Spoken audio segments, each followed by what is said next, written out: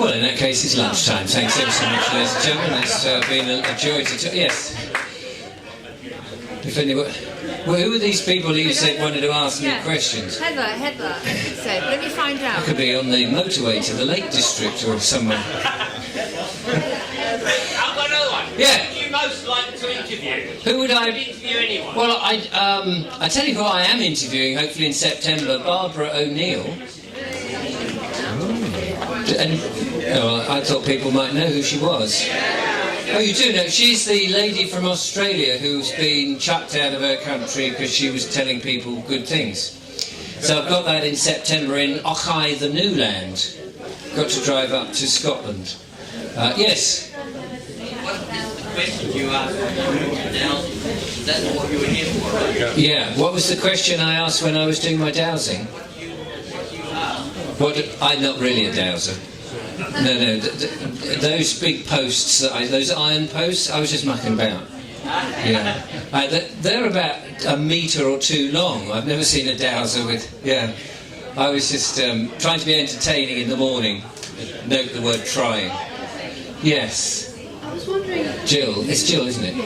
You interviewed Robert Odek about the AI stuff. Yes. With the notice writing and everything. Yes. That was really interesting. Do you think you could get him in the Clever Club things to put his angle in there? I don't know whether Karen's asked him, but it would be. I would like to. I'm going to go and see him because we had a great rapport afterwards. We chatted for about an hour after the interview because I was interested in how it worked and his background and stuff. And I thought, oh, very interesting man. And then I was hoping to see him when I was down at the Great Reset in Swindon that he was on and I was on. But unfortunately I had to go off to see a farmer about milking some cows. So I hands on the old teats. It was good.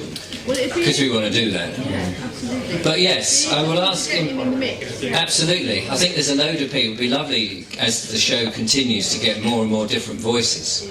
Definitely. The interesting thing about that AI is we had a bailiff come round, big scary letter, red boxes. You know, if you don't pay tomorrow, you're going to lose your grandchild and all that kind of stuff. And we've just come across I could give them a couple of grandchildren. yeah.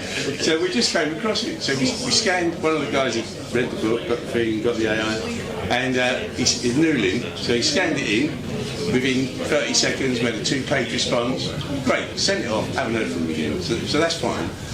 But someone else, Paul Gunson, is also working with it, and he did exactly the same thing live to about 30 people, and he scanned it in. Same thing come up, 2-page letter. Then he put the 2-page letter as a scanning to the AI and said, now provide 5 or 6 cases, like court cases, precedents.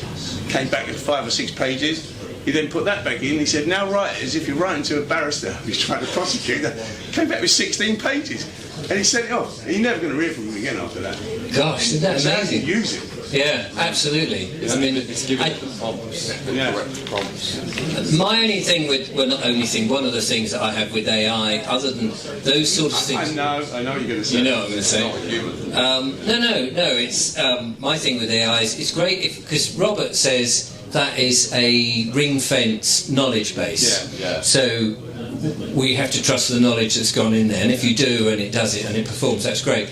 But with kids using ChatGPT and things like that, like so much of the things, they're not doing the thinking themselves, even how to get to the end result. I mean, at least if you use a calculator, you've got to know what the sum is, even if you don't do it arithmetically in your head. But the other problem for me is how do you verify the sources that Chat gives you? Because if I'm doing it the old way and I pick up books or I go to the library, you can see where the sources came from. You can make your own judgment about the authors. But if the young people don't have that experience and just see this as the new God and they just believe... I mean, they're doing it with YouTube, and a lot of us do that with YouTube. You know, it's on YouTube, so it must be true. Yeah. Well, I'm a YouTuber and I don't get things right, and if people do something that I say and I haven't got it right, and I'll put my hand up. I'm learning, and I do try to tell people that. It does say opinion on the thumbnail, it doesn't make that clear. But people, if it's black and white, it must be true. Yeah. And that's my worry, that people are so reliant on these things, these tools, that they haven't had the analogue way of doing things, which at least makes you think, well, who said that then? Is that quote genuine? You know, it might be attributing a quote to somebody, but did he really say it?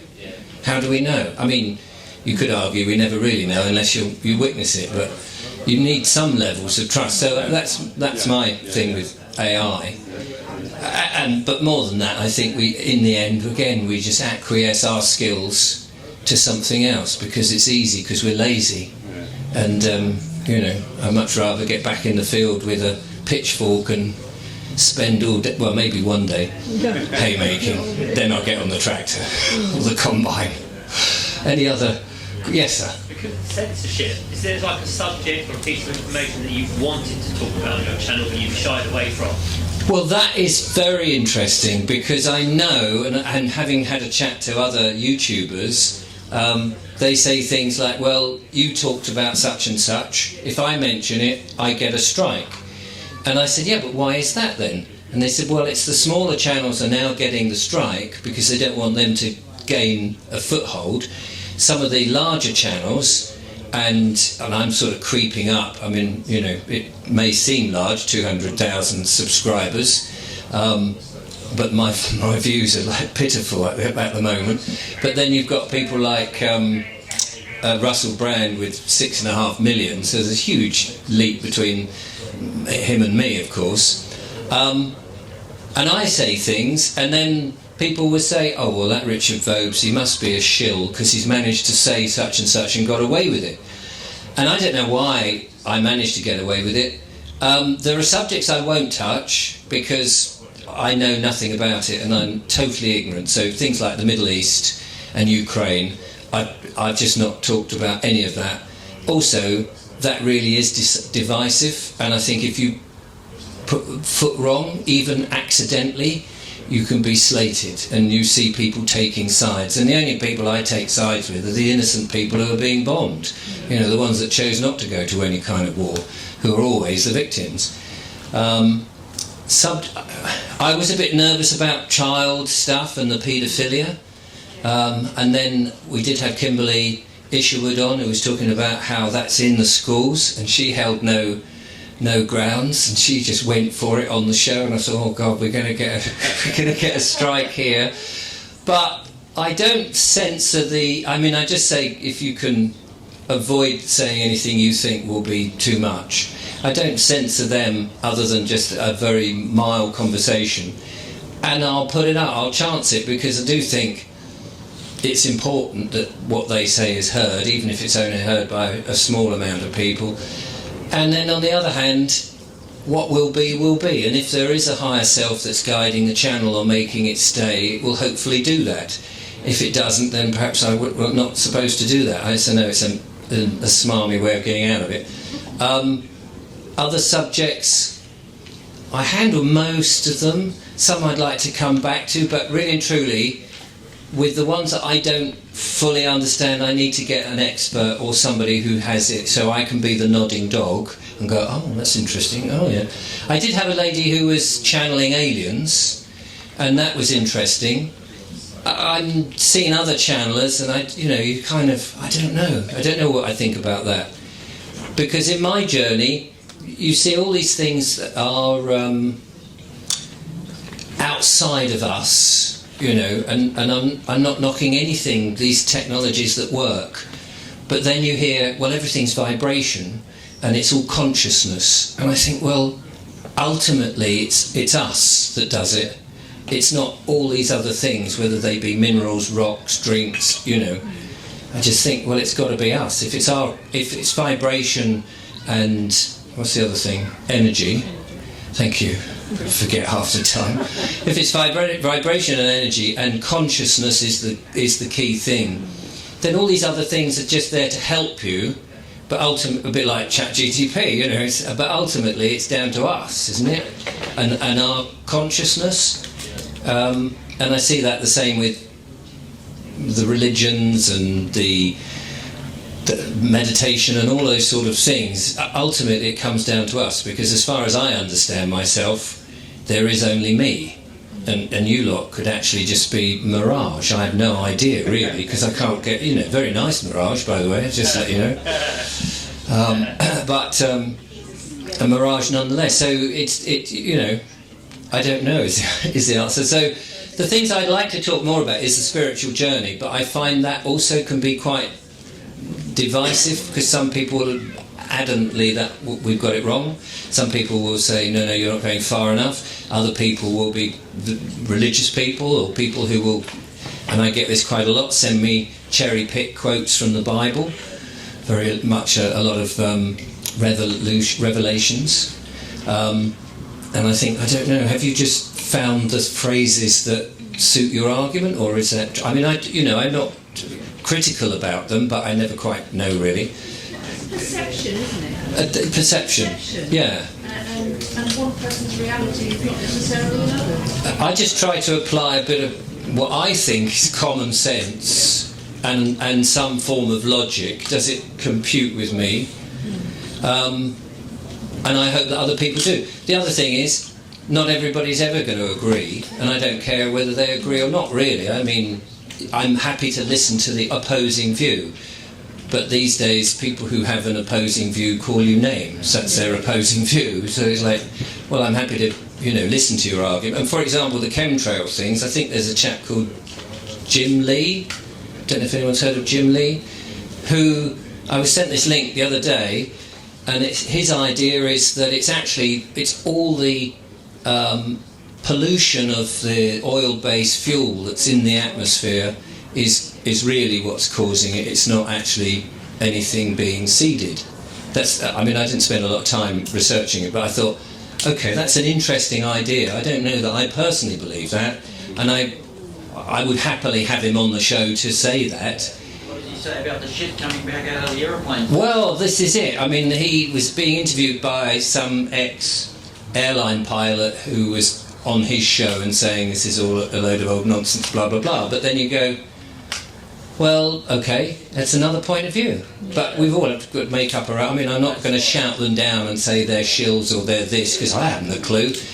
And maybe part of it is that. Maybe there is a lot of pollution up there which is causing something. But I personally see it outside, and you see all this sort of crisscross thing, and you see the effect, and 2 and 2 to me still make 4. It's not the airlines that are doing it, it's the military. It's the military, yeah. And they have just white planes, and some of the chemtrails now have things that don't even look like planes, they're just a mirage in front. Yeah, well, All sorts of funny stuff going on. We don't spend enough time looking up, but then people never used to look up. I used to do this Heritage Landscape and Nature channel, and you'd say, walk down the high street and look at the buildings. Don't look at the shop fronts, which are these horrible big plate glass things with awful brand names. Look at the age of the building. You suddenly realise, oh, my town is actually quite old. Unless you're one of these new 15-minute city towns. And then you do want to look down.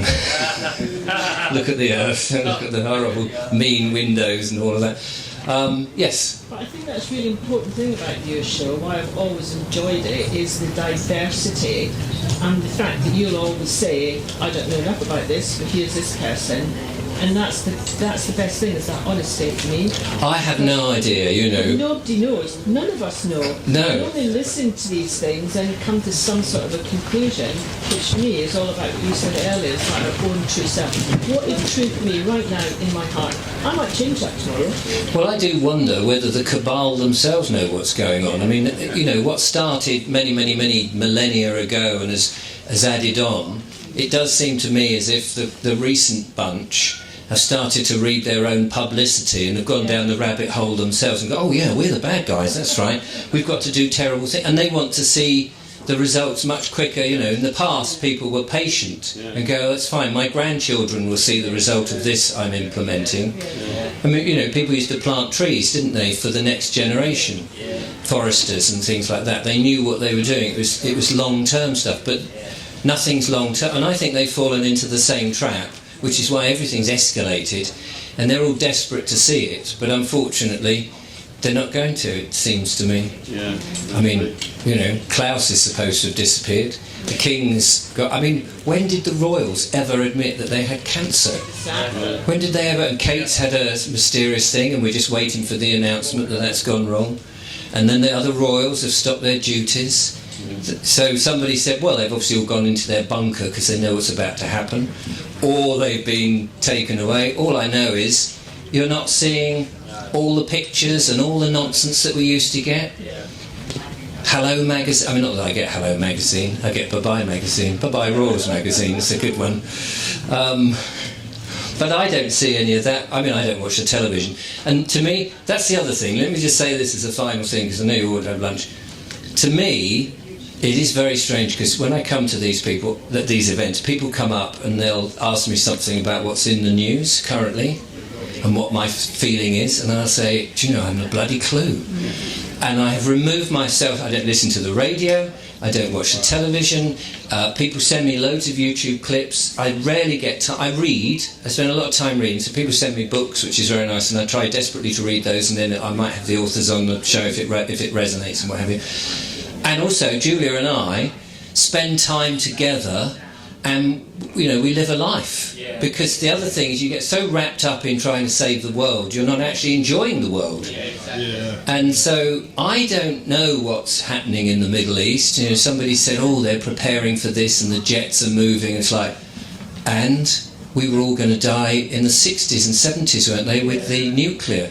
Turns out nuclear's not even a thing. But then, Richard, I don't think anybody does, because it's coming from the news that we're all saying it's manipulated. That's it. We're all manifesting it because we're believing that not. Whereas if you don't believe it, we've not had any other than the chemtrails, which of course, are we manifesting that because we're talking about it? You know, is that part of the how energy and fight? I don't know. Which is why I try to keep a friendly, fun, slightly silly persona and enjoy life as much as possible and not get dragged down by it, because otherwise what's the point? And we don't want to take it onto the next plane, whatever that is. So, you know, let's leave all that rubbish here and just have a good time. So lunch is ready, so go and enjoy, and thank you so much for watching the show if you do.